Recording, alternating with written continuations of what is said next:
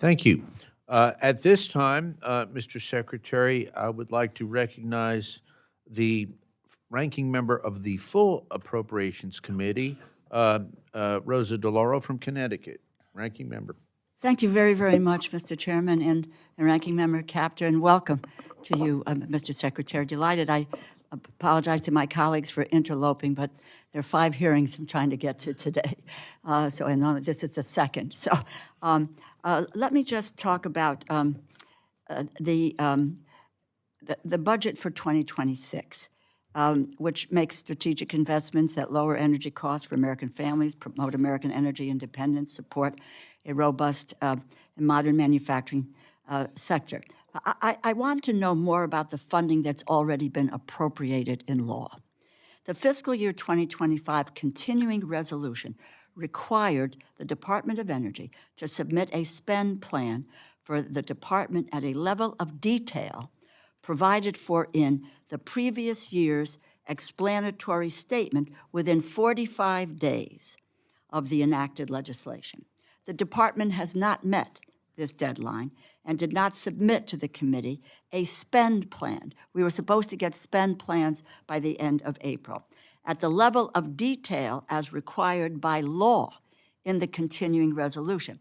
It shouldn't be a difficult exercise since it's the fiscal year 2024 Energy and Water Bill included the Department of Energy funding tables into law. It dictates all the programs, project activity levels for DOE except for the 3 accounts exempted by the continuing resolution so that we have the blueprint because by law, for 2025, we are under the year-long CR reflecting the 2024 budget as enacted. So when will the department comply with the requirement of the continuing resolution to submit a spend plan with required level of detail?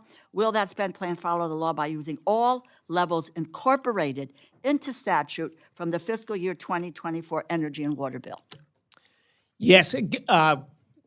Thank you for being here, Congresswoman DeLauro.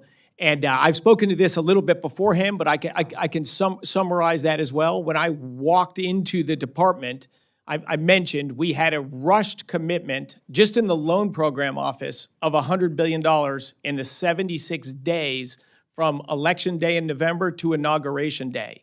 So we are funding and paying all of our bills that are current for work done.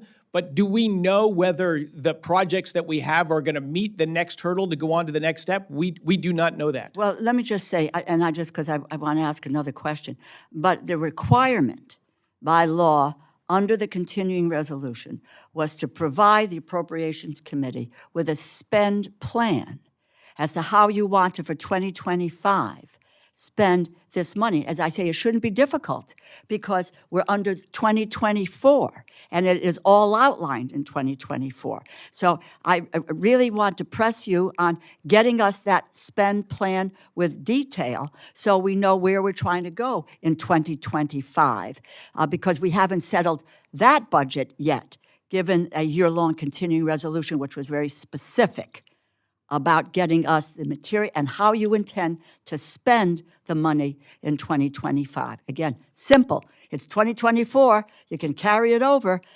I've got a fear that we're going to illegally trying to move these funds and move them elsewhere. But the law of the land is the 2024 enacted budget applied to 2025. So I really, we're going to press on getting that. Let me move quickly to another question, if I can. At the moment, and I want to talk about what's happening right now. We need to know more about the funding already appropriated into law. It's not a directive. It's not an idea or a suggestion. This committee, Democrats and Republicans, came together, passed legislation, signed by the President of the United States. That's how a bill becomes law. It's very, very simple.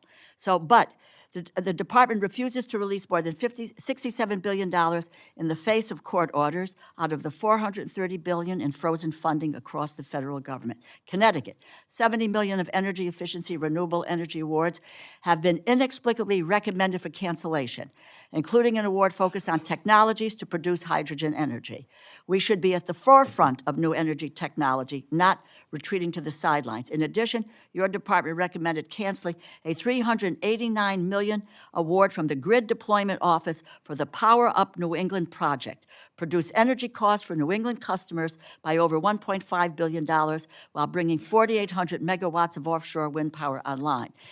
Now, it appears that some projects previously deemed worthy of funding are being canceled without adequate justification. Some cases, no clear rationale other than administrative convenience.